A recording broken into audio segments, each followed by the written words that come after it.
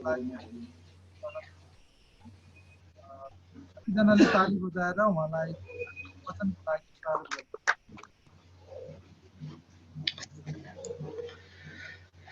हस् यहाँहरु सबैलाई जय मसी। मेरो आवाज सुन्नुहुन्छ? पास्टर गुरुबालाई धेरै धन्यवाद। उहाँको आवाज चाहिँ मैले राम्रोसँग सुन्न सकिन। त्यही पनि पक्कै नै मलाई नै समय दिनुभएको हो भन्ने कुरा मैले विचार गरेँ र मेरो परिचय गुरुबाले दिइसक्नु भएको छ। आवाज सुन्दै हुनुहुन्छ? आमेन आमेन सुनिरहेछ। झन्डै हामी 4 वर्ष अगाडि हजुरहरूको मण्डलीमा म त्यहाँनिर थिएँ। कतिजनाले मलाई चिन्नुहुन्छ र कतिजनाले बिर्सिसक्नु भएको छ, कतिजना सानो सानै हुनुहुन्थ्यो, अहिले ठुलो ठुलो भइसक्नु भएको छ।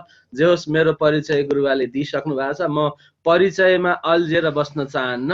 म निश्चित समयमा परमेश्वरको वचन सक्ने प्रयास गर्छु। यहाँहरूले कृपा गरेर आफ्नो डिभाइसलाई अनम्युट गरेर बसिदिनु होला ताकि डिस्टर्ब नआओस् है त। ल आउनुहोस्, आज हामी परमेश्वरको वचन बाट हेर्छौं। प्रार्थना भइसकेको छ। प्रार्थना गर्ने प्रभुका जनलाई पनि म हृदयबाट धन्यवाद दिन चाहन्छु।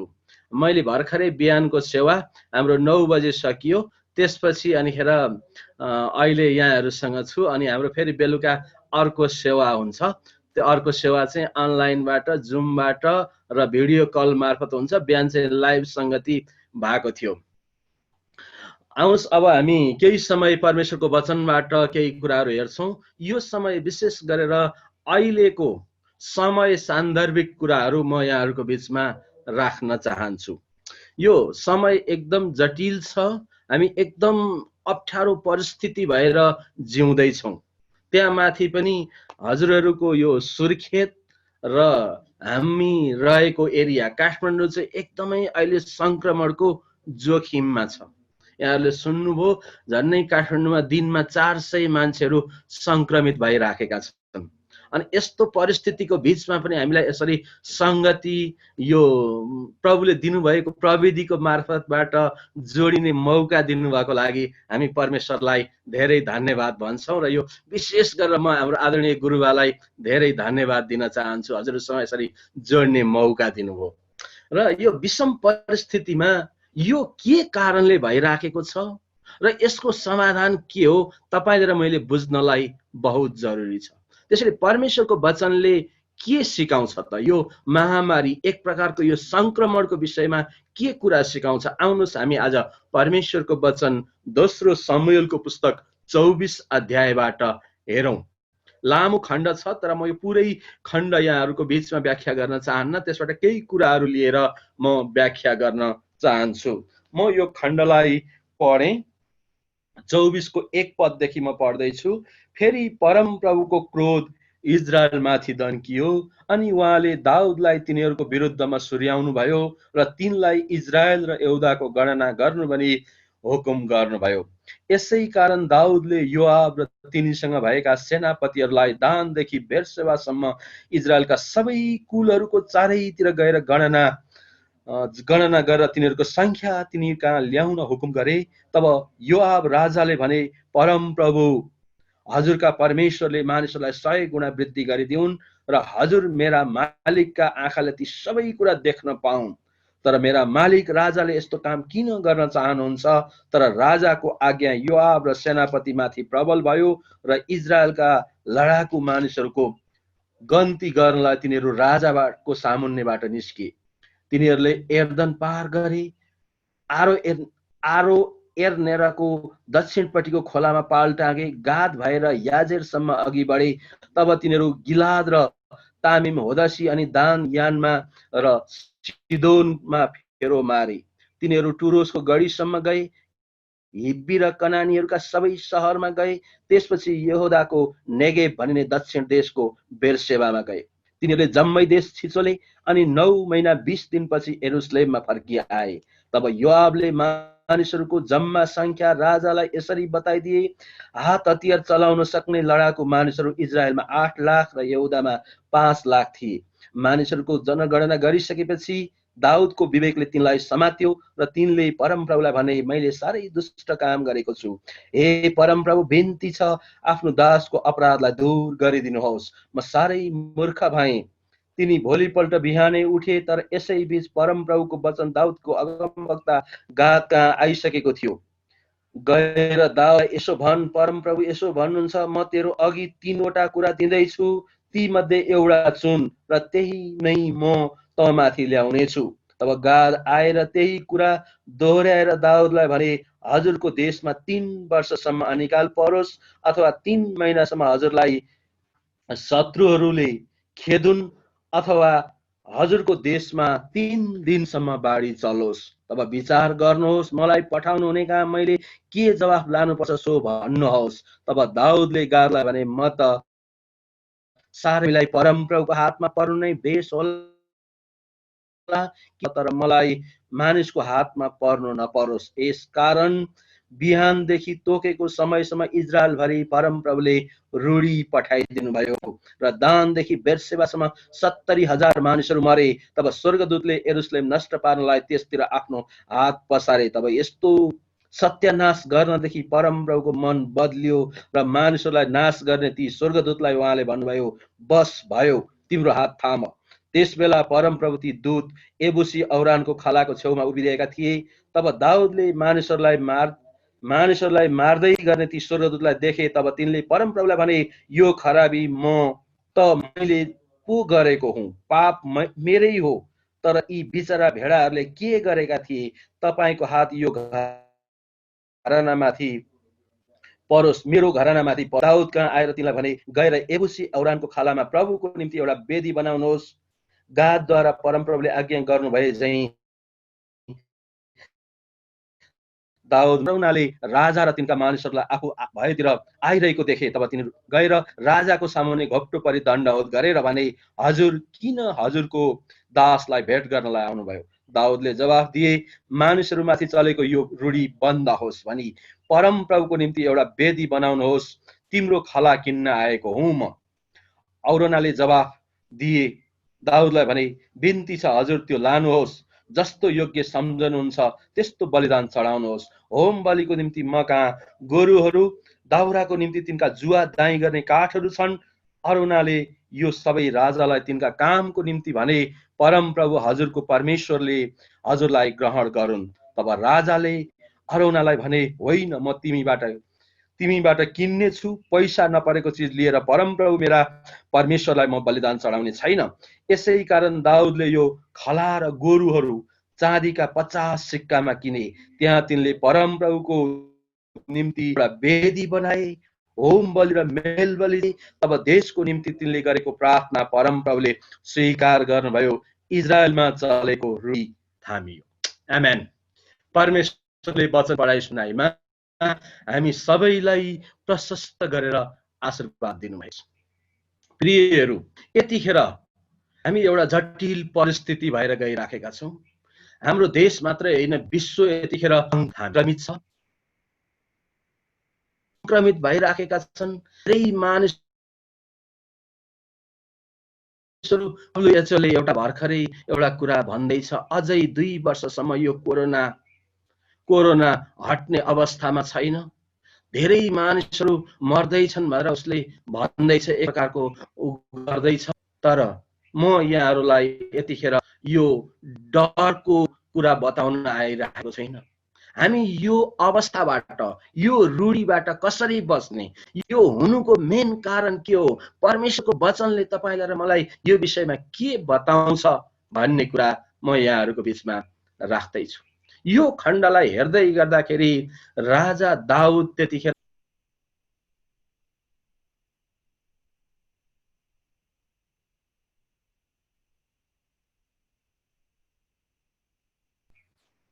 उनले इजरायल, यरुशलेममा र यहुदामा कति लडाकु मानिसहरू हामीसँग रहेछन् भनेर उनले त्यसपछि गणना गर्नको लागि मानिसहरू उठाउँछन्।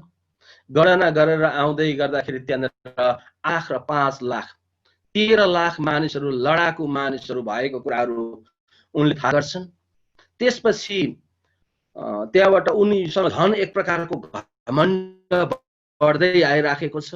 म शक्तिशाली छु, मसँग हतियारधारी। उनले इजरायल यहुदामा कति लडाकु मानिसहरू त्यसपछि गणना गरेर आउँदै गर्दाखेरि 13 लाख मानिसहरू लडाकु त्यहाँबाट उनीसँग झन् एक प्रकार शक्तिशाली छु, मसँग हतियार, सबै मानिसहरूलाई सबै राज्यहरूलाई जित्न यतिसँग शक्ति छ, म यस्तो खुबी भएको घमण्ड गरिराखेका छन्। अनि त्यसपछि त्यहाँनिर त्यो घमण्डको परिणाम त्यहाँनिर एकैचोटि 70,000 मानिसपछि उनले आफूले गरेको गल्तीलाई महसुस गर्छन्। अनि त्यसपछि यो सबैको कारण चाहिँ म आफू हुँ भनेर उनले स्वीकार गर्छन् अनि पश्चाताप गर्छन्। त्यसपछि अनि दर्शीले त्यहाँनिर भन्छन्, अब तपाईले परम प्रभुको लागि एउटा वेदी बनाउनुहोस्। अनि उनी त्यहाँनिर जमिन किन्न जान्छन्। औरानाको जमिनलाई उनले किन्छन्। औरानाले सित्तै दिन खोज्छ, तर उनले 50 सिक्कामा किन्छन्। त्यसपछि होम बलि र मेल बलि चढाउँछन्। उनले देशको लागि अर्ज बिन्ती प्रार्थना गर्छन्, आफ्ना पापहरू स्वीकार गर्छन् अनि त्यो चलिराखेको रूढी बन्द हुन्छ। यो घटना यसरी गएर टुङ्गिन्छ प्रियहरू। अब म यहाँहरूलाई यो बीचमा यो खण्डमा रहेर 3वटा कुराहरू आज बताउन चाहन्छु। यस्तो जटिल परिस्थितिमा एकदमै डरलाग्दो अवस्था छ। तपाईँ र मेरो बाहिर निस्केर हिँड्ने अवस्था छैन। हाम्रो त यहाँ बाहिरतिर निस्कियो भने पुलिसले डन्डा मात्रै हान्दैन, तिनेर उठबस गर्न लगाउँछ हो, यताउति गर्न सक्ने अवस्था छैन। अनि किनमेलको लागि 2-3 घण्टा समय बाहिर दिएको छ। अनि अफिस जाने मान्छेहरू पनि त्यो कार्डले मात्रै पनि पुग्दैन, उनीहरूलाई चाहिँ विभिन्न किसिमका उहरू अफिसको त्यो पासको व्यवस्था के दुनियाँ कुराहरू गर्नुपर्छ। एकदम अवस्था जटिल बन्दै गइराखेको छ। अनि यो सबैको दोषी को त? यो खण्डले हेर्दै गर्दाखेरि राजा दाउदको घमण्डको कारणले गर्दा इजरायल देशमा यो रूढी आएको छ। त्यत्रा मानिसहरू मरेका छन्। अहिले शक्तिशाली भनाउँदा राष्ट्रहरूको अवस्था पनि त्यस्तै भइराखेको छ।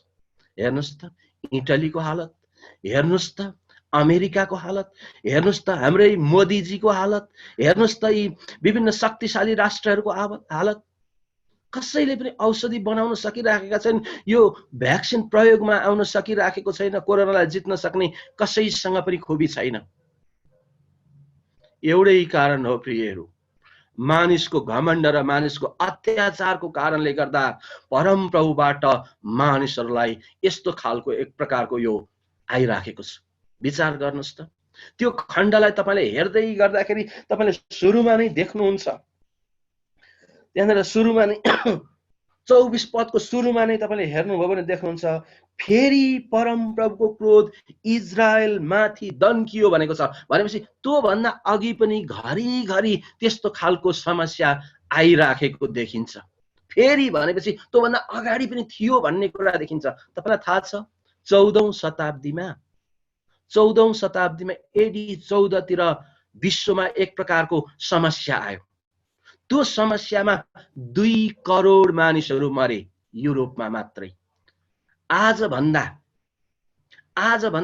600 वर्ष अगाडि 2 करोड मानिस मर्नु भनेको चान्चुने कुरा होइन। त्यतिखेर धेरै जनसङ्ख्या थिएन। त्यसलाई चाहिँ इतिहासले ब्ल्याक डेथ, कालो मृत्यु भनेर संज्ञा दिएको छ हो। त्यो पनि चाइनाबाट सुरु भएको थियो अनि यतातिर नेपाल इन्डियाको बाटो भएर गएन। त्यो चाहिँ उताबाट जर्मनको बाटो हुँदै त्यसपछि उता गएर अन्त्य भएको थियो। 2 करोड मानिस मरेका थिए। अनि यस्ता खालका यी विपत्तिहरू घरिघरि पृथ्वीमाथि आइराखेका छन्। यो सबैको जिम्मेवारी चाहिँ मानव जाति हो। हेर्नुस् त मानिसको घमण्ड, मानिसको पाप, मानिसको अत्याचारले गर्दा आज कुनै व्यक्तिले, कुनै राष्ट्रले, कुनै सम्प्रदायले गरेको कारणले गर्दा विश्वले यो अवस्था भोग्नु परिराखेको छ। घमण्ड आउनका कारणहरू, केही कारणहरू म तपाईलाई बताउँछु यो समय। धेरैचोटि रुपैयाँ पैसाको घमण्ड मानिसमा आउँछ। तपाईँ र मेरो जीवनमा पनि याद गर्नुहोस् है, रुपैयाँ पैसाको घमण्ड आउँछ, ओहदाको घमण्ड आउँछ, कुर्सीको घमण्ड, जात भातको घमण्ड, अनि गरिब धनीको घमण्ड, पढाइको घमण्ड, शक्तिको घमण्ड, अनि मसँग यति मानिस छन्, मेन पावरको घमण्ड। अनि यस्ता थुप्रै खालका घमण्डहरू तपाईको र मेरो मनमा आउन सक्छ। हितोपदेशको पुस्तकले भन्छ पतनको अगाडि घमण्ड आउँछ। याद गर्नु भएको छ प्रियहरू? यो सबै हुनुको कारण चाहिँ मानिसको घमण्ड, मानिसको अत्याचार, मानिसको पापको कारणले गर्दा हो। शक्तिशाली देशहरूको हालत हेर्नुहोस् त, तपाईले इटालीको घटना हेर्नुभयो?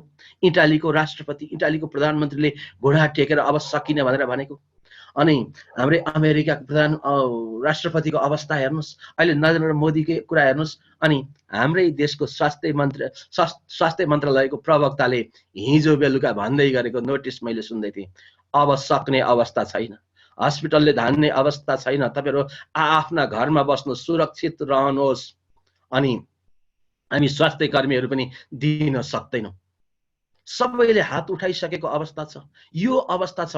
यो सबै अवस्था हुनुको मेन कारण चाहिँ मानिसको घमण्ड र मानिसको पाप, अरु केही पनि होइन। अहिलेको अवस्थालाई यसो विचार गर्नुस् त हजुरहरू, के मात्रै भइराखेको छैन, के कुरा मात्रै भइराखेको छैन जो परमेश्वरको वचनको विरुद्धमा छ, जताततै। मेन कारण प्रियहरू यही हो। तर यो भएर म तपाईलाई डर देखाउन खोजिराखेको छैन। यतिखेर यसको समाधान चाहिँ तपाईँ र ममा छ। यो समाधान खोज्न हामी टाढा गइरहनु पर्दैन। समाधान गर्ने भए त मानिसहरूले विभिन्न खालका भ्याक्सिनहरू बनाएर विभिन्न खालका कुराहरू गरेर गर्थे होलान्, नियन्त्रणमा लिन्थे होलान्, यत्रा मानिसहरू मर्ने थिएनन् होला। विश्वमा 7-8 लाख भन्दा बढी मानिसहरू मरिरहेछन्, अझै नै मृत्यु दर बढिराखेको छ। हाम्रो नेपालमा पनि सबैभन्दा बढी हिजोको दिनमा 14 जना मानिस मरे। अनि यो संख्या बढ्दै जान सक्छ। मान्छेको बसेन, मान्छेले त्यो नियन्त्रण गर्न सक्दैन। अब नियन्त्रणको कुरा चाहिँ परम प्रभुको हातमा मात्रै छ। त्यो नियन्त्रण हुनको लागि हामीले के गर्नुपर्छ, यो कुरालाई म तपाईलाई परमेश्वरको वचनबाट केही कुराहरू भन्न चाहन्छु प्रिय। त्यहाँनिर तपाईले यो दोस्रो सामुएलको पुस्तक 2 अध्यायको 1 देखि 9 पदसम्म हेर्नुभयो भने दाउदको घमण्डको कुरा देखिन्छ। दाउदले घमण्ड गरेको कारणले गर्दा त्यहाँ आफ्नो जनगणना लिएर कति धेरै मान्छे रहेछन् मसँग, कति शक्तिशाली रहेछु मसँग कति लडाकु मानिसहरू रहेछन् भनेर उसले एक प्रकारको घमण्ड गरेर गणना लियो। त्यो आफ्नो विचारले गर्यो, कसैसँग सरसल्लाह लिएन, उसले आफ्नो तरिकाले गर्दैछ। त्यसपछि त्यसको परिणाम उसले भोग्दैछ। केहीचोटि 70,000 मानिसहरू मरे। अनि उसले त्यहाँनिर यो सबै हुनुको कारण चाहिँ म नै हो, मेरो घरानाको कारणले गर्दा हो, यी भेडाहरूलाई के को दोष, मेरो घराना दोषी छ भनेर त्यसपछि उसले पश्चाताप गरेको छ। दोस्रो कारण चाहिँ हो प्रियहरू पश्चाताप। अर्को कुनै पनि विकल्प छैन। मानिसहरूले यतिखेर घोडिकन हुँदैन। परमेश्वरको वचनले भन्छ हरेक घोडाहरू टेकिनु पर्छ र हर जिब्रोले यीशुलाई मात्रै प्रभु र मुक्तिदाता भनेर स्वीकार गर्नुपर्छ र वचनमा लेखिएको छ। तपाईहरु सबैजनालाई थाहा छ। म अहिले बाइबल पल्टाइरहन यहाँहरूलाई चाहन्न र खण्ड पढ्नुस् भन्न पनि चाहन्न।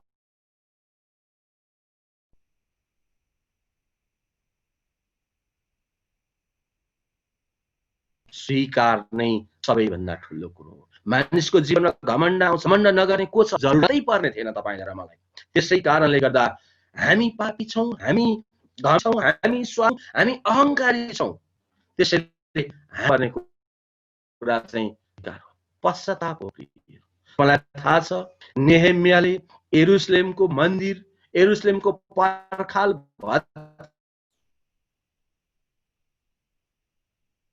रुयो अनि उपवास बस्यो अनि प्रार्थना गर्यो। यो सबै हुनुको कारण चाहिँ म नै, मेरै कारणले गर्दा यो सबै भएको। म र मेरो घराना यो कुरा प्रति दोषी छौं भनेर त्यहाँ पाप स्वीकार गर्ने कुरा भएको छ। त्यसपछि नेहेमियालाई पर्खाल निर्माण गर्न जानको लागि राजाले त्यो खालको वातावरणहरू मिलाइदिन्छ। प्रियहरू यतिखेर यो समस्याको समाधान भनेको चाहिँ पश्चाताप। हामी हाम्रो घरानाप्रति, हामी हाम्रा मानिसहरूप्रति, हामी हाम्रो समुदायप्रति, हामी हाम्रा नेताहरूप्रति, हामी हाम्रो देशप्रति प्रस्ताव गर्नुपर्छ। अर्को विकल्प म केही पनि देख्दिनँ। अर्को विकल्प मानिस निर्मित भ्याक्सिनले हुने भए त यो उहिल्यै नियन्त्रणमा आइनै सक्ने थियो। यतिखेर तपाईको र मेरो प्रस्तावको खाँचो छ, तपाईको र मेरो प्रार्थनाको खाँचो छ, यो देशलाई प्रार्थनाको खाँचो छ। धर्मी जनको प्रार्थना शक्तिशाली र प्रभावकारी हुन्छ भनेर याकुबको पुस्तकले बताउँछ। धार्मिकताले राष्ट्रलाई बचाउँछ भनेर हितोपदेशको पुस्तकले बताउँछ। त्यसैले तपाईले र मैले कति प्रस्ताव गरेका छौं, दिनदिनै हाम्रो प्रस्ताव कति छ, हाम्रो घरनाप्रति हामीले कतिको प्रस्ताव गरेका छौं, हाम्रा मानिसहरूप्रति कतिको प्रस्ताव गरेका छौं, हाम्रा नेताहरूप्रति हामीले कतिको प्रस्ताव गरेका छौं। परमेश्वरले हामीलाई दिनुभएको देश होइन र यो देशप्रति हाम्रो जिम्मेवारी छैन र, हाम्रो अभिभारा होइन र यो देश बचाउने।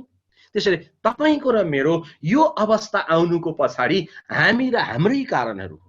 त्यसैले हामी र हाम्रो कारणप्रति हामी प्रस्तावी बन्नुपर्छ। प्रियहरू, प्रार्थना गर, एकदमै प्रस्तावको प्रार्थना गर्नुपर्छ। परमेश्वरको वचनले भन्छ नि, यदि मेरो आफ्नै नाउँ दिएको प्रजाले आफैलाई नम्र पार्छ र आफ्ना दुष्ट चालबाट फर्किन्छ भने म त्यसको प्रार्थनालाई सुन्नेछु, त्यसलाई र त्यसको देशलाई बचाउनेछु।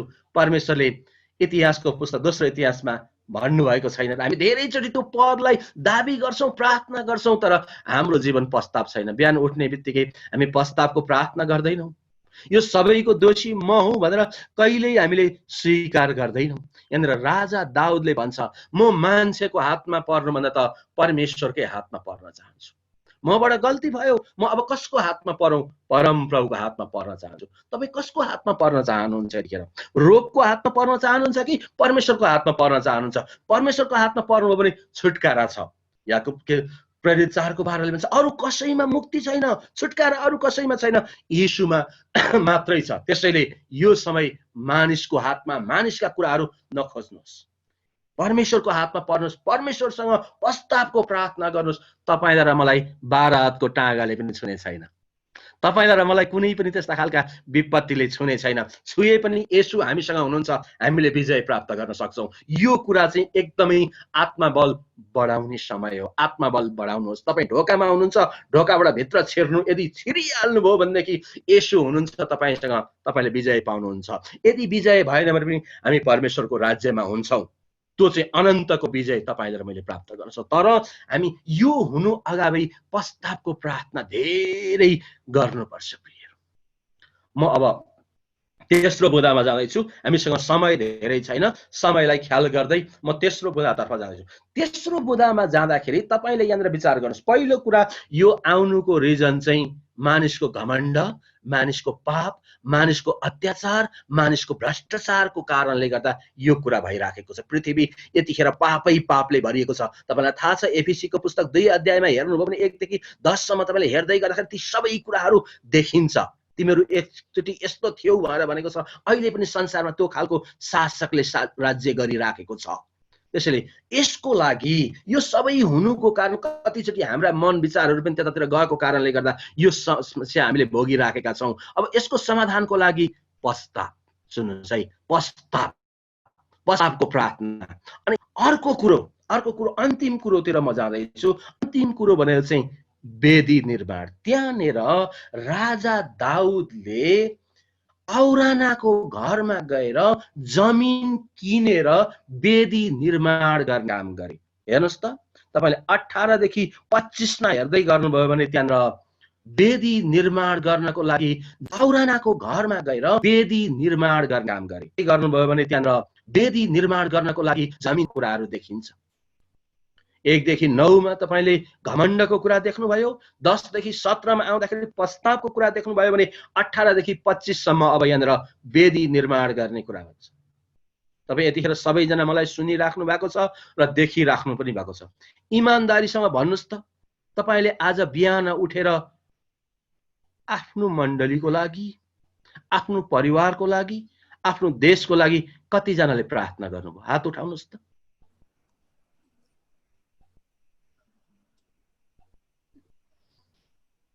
धन्यवाद, धन्यवाद, धन्यवाद। धेरै कम।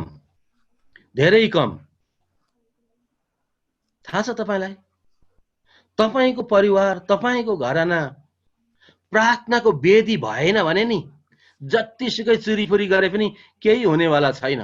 तपाई 7 दिन घरमा बस्नुहुन्छ, 7 थरी काम गर्नुहुन्छ, 7 थरी कुरा गर्नुहुन्छ, अनि शनिबारको दिनमा गएर तपाई रुई कराई चिच्याई जेसुकै गर्नुस् न, केही पनि हुनेवाला छैन। त्यो गोहीको आँसु भन्छ नि, गोहीको आँसुले केही गर्नेवाला छैन। तपाईको जीवन यदि प्रार्थनाको वेदी तपाईले घरमा निर्माण गर्नु भएन, परिवारमा पारिवारिक वेदी तपाईले निर्माण गर्नु भएन भने नि केही पनि हुनेवाला छैन। दाउदले त्यो कुरा महसुस गर्यो, मैले अब वेदी निर्माण गर्नुपर्छ, वेदीमा मैले बलिदान गर्नुपर्छ, वेदी चाहिँ मैले आफ्नो पैसाले किनेर जमिनमा वेदी बनाउनु पर्छ, आफूले परिश्रम गरेर बनाउनु पर्छ। त्यो कुरा दाउदले सोच्यो अनि औरानाको जमिन किन्न गयो। औरानाले सित्तै लानुस् महाराजा, म पैसा लिन्न भन्दाखेरि सित्तैको कुरा लगेर म परमेश्वरलाई चढाउँदिन भन्यो। अनि 50 सिक्कामा उसले जमिन किनेर त्यहाँनेर वेदी निर्माण गर्यो। के तपाईले र मैले बिहान बेलुका दिउँसो परिवारमा बसेर प्रार्थना गरेका छौं? पारिवारिक वेदी, प्रार्थनाको वेदी निर्माण गरेका छौं कि ठिक्क यहाँ शनिबार पारिराखेका छौं? अहिले त झन् कति सजिलो छ तपाईलाई थाहा छ। घर घरमा पास्टर आउँदैन, अगुवाहरू आउँदैन, घरेलु संगति पनि गर्नु परेको छैन, चर्च पनि जानु परेको छैन, यसो जुममा देखा पर्दियो, अझ भिडियो अफ गरिदियो, मजाले गफ हानेर बस्यो, गफ चुटेर बस्यो, जे गरे पनि भइगयो, संगति नगरे पनि भइहाल्दो रहेछ नि। कता कता त्यो खालको हृदय धेरैजनाको जीवनमा। हजुरहरूलाई मात्रै भन्न खोजेको न, मेरो आफ्नै सेवा गरिराखेको मण्डलीमा पनि यो खालको अवस्था। ल है भाइ बहिनीहरू, तपाईँ प्रत्यक्ष संगतिमा आउन सक्नुहुन्न भने भिडियो कलमा आउनुहोस्, त्यसमा सक्नुहुन्न भने जुममा आउनुहोस् भन्यो। जुम त अन गर्छन् अनि अनुहार देखाउनुहोस् न हो भने गुरुबा डाटाबाट चलाएको खुल्दैन। 20 रुपियाँमा मजाले 2 घण्टा चल्छ, किन खुल्दैन? हाम्रो खुल्छ, विश्वासीको खुल्दैन। एक कप चिया खानु पर्यो भने 20-25 रुपियाँ लाग्छ, 20 रुपियाँको डाटाले 2 घण्टा चल्छ। अनलिमिटेड प्याक छ हाम्रो, मजाले चल्छ। उनीहरूलाई त गुरुबा खुल्दैन भन्यो, त्यो भिडियो अफ गर्यो, गफमा पुरा दिएर बसिया छ। 6 महिना भयो मण्डलीमा संगति हुन सकेको छैन, भेटी दशांश छैन। ल है तपाईहरु घर घरमा भेटी दशांश कलेक्सन गर्नुस् है, यी सबै कुराहरू गर्नुस् है भन्यो। अहिलेसम्म मण्डलीमा पठाउँदैनन्। समस्या हेर्नुस् त, वेदी बनाइहाले भने पनि बलिदान छैन। बलिदान नभएको वेदीहरू भइराखेका छन्। त्यहाँनिर राजा दाउदले वेदी निर्माण गर्यो। वेदी निर्माण गर्यो, त्यो पनि किनेर जमिन लिएर वेदी निर्माण गरिसकेपछि त्यहाँनिर बलिदान चढाउने काम गर्यो। अब विचार गर्नुस् प्रियहरू, तपाईले र मैले यो समस्याको समाधान गर्नको लागि पारिवारिक वेदी निर्माण गर्न आवश्यक छ। त्यो पारिवारिक वेदीमा बिहान बेलुकै प्रार्थना हुनु आवश्यक छ। यदि प्रार्थना भएन भने नि त्यो वेदीको काम छैन, त्यो वेदी बेकार हुन्छ। त्यसैले पहिलो कुरा तपाईले वेदी निर्माण गर्नुस्। त्यो वेदी तपाई एकजना मात्रै परिवारमा हुनुहुन्छ, तपाई घुँडा टेक्नुस्, बिहानै उठ्नुस्, प्रभुसँग प्रार्थना गर्नुस्, देशवासीको लागि, तपाईको एरियाका मानिसहरूको लागि, तपाईको आफ्नो लागि, तपाईको परिवारको लागि, तपाईको मण्डलीको लागि, तपाईको गुरुबाको लागि, तपाईको अगुवाहरूको लागि प्रार्थना गर्नुभएको छ। यस्तो अवस्था छ, गुरुबाको वास्ता गर्नुभएको छ, तपाईले मण्डलीको अगुवाहरूको वास्ता गर्नुभएको छ, के खाए होलान् सोच्नु भएको छ। रात दिन पास्टरको मन विश्वासीहरू प्रति हुन्छ, के गरे होलान्, मेरा मानिसहरूले के खाए होलान्, कसरी यिनीहरूलाई मैले सहायता गरौं, रात दिन पास्टरले त्यो सोचिरहेको हुन्छ। तर यो जटिल परिस्थितिमा विश्वासीले पास्टरले के खाए होला, पास्टरको अवस्था के होला, कहिल्यै सोच्नु भएको छ? हस्पिटलमा बिरामी भएर तपाई हस्पिटलमा बस्नु भयो, पास्टर जाँदाखेरि पास्टरले केही ल्यायो कि भनेर पास्टरको हातको झोला हेर्नुहुन्छ तपाईले। पास्टर मेरो लागि प्रार्थना गर्दिन आयो, धन्यवाद सोच्दैन विश्वासीले।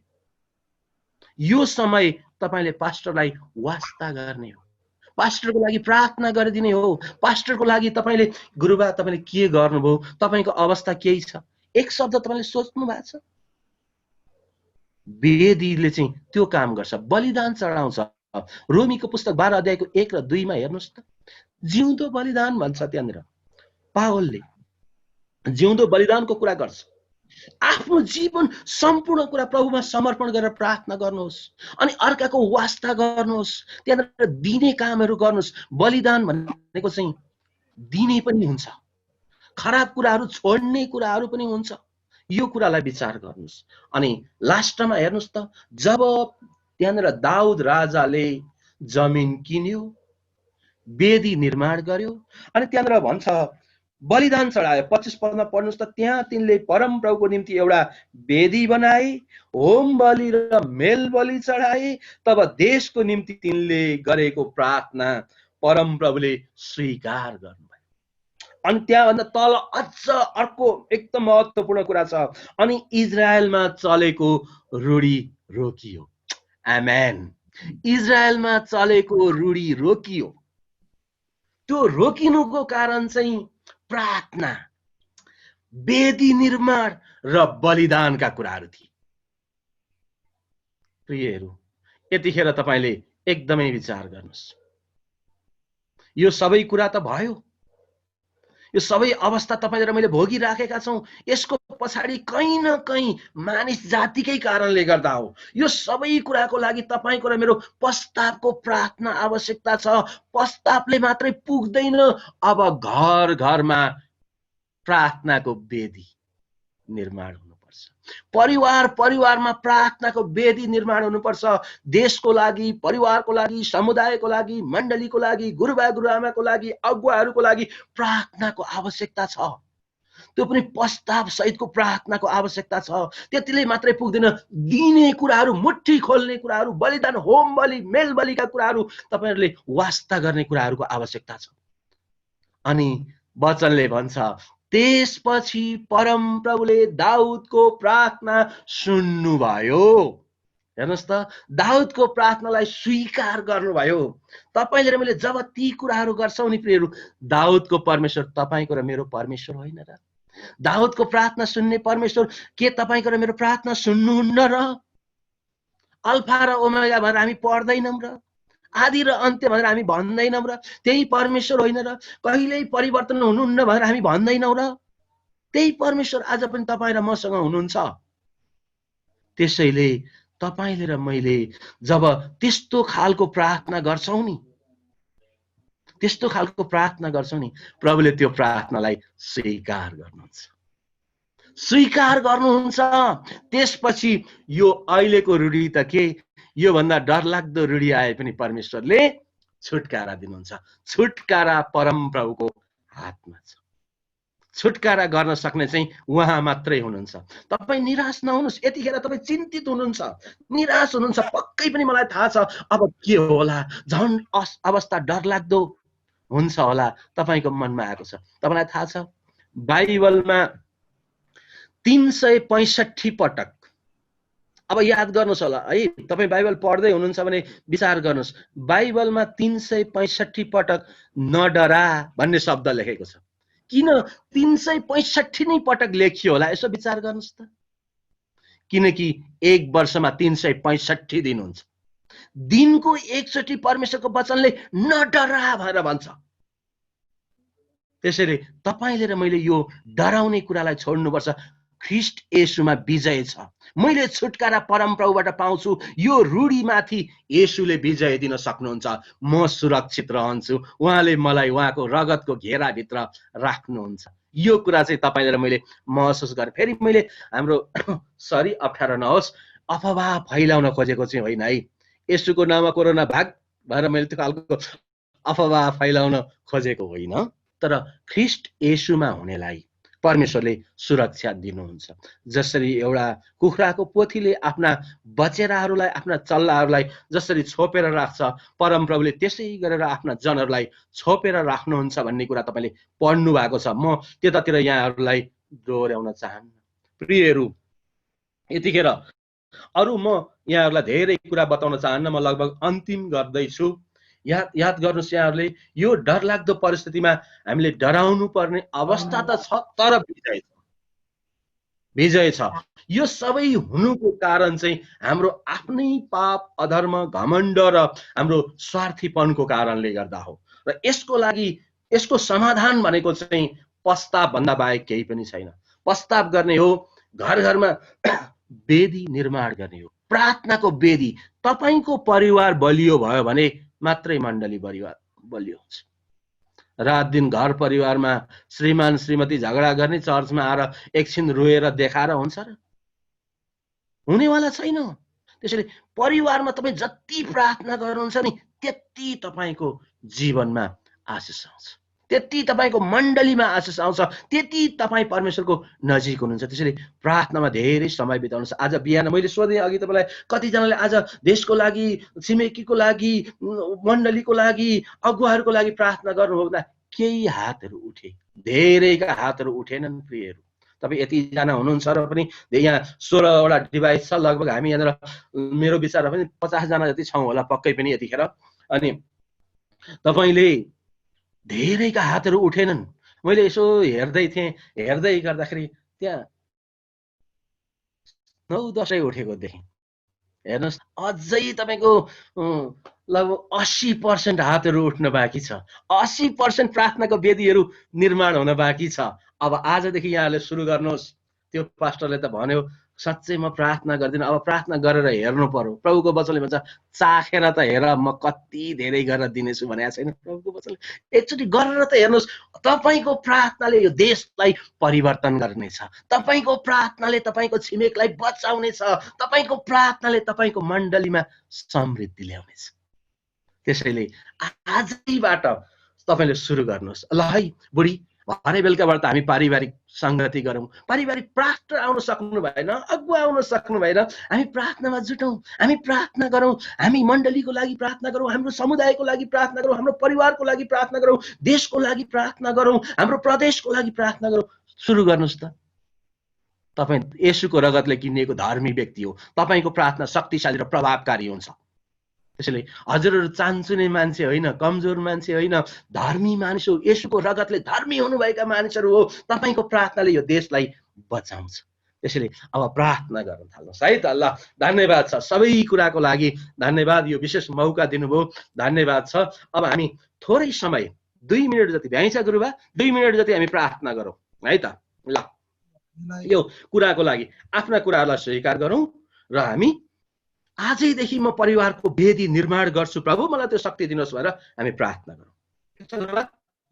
यो टाइम चाहिँ सकिसक्यो, त्यही भएर थप गर्नुपर्छ। त्यसको लागि थप गरौँ कि? सुन्नु भएको छ गुरुबा? सुन्नुभयो? मेरो आवाज सुन्दै हुनुहुन्छ? सुनिराख्नु भएको छ हजुर? अनि समय सकिएको कारणले गर्दा फेरि यसलाई म फेरि गर्छु, तपाईहरु फेरि जोडिनुहोस् है।